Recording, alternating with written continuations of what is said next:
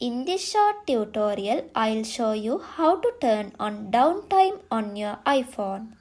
Downtime is a feature that helps you to take a break from your screen and only allows user-selected functions like calls, messages, and specific apps. It's great for managing your time and reducing distractions. To get started, open up the Settings app on your iPhone. Scroll down a bit and tap Screen Time. After that, tap Downtime. What you want to do next is tap where it says Turn on Downtime until tomorrow.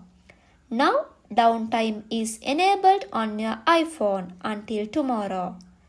During downtime, only apps that you choose to allow and phone calls will be available.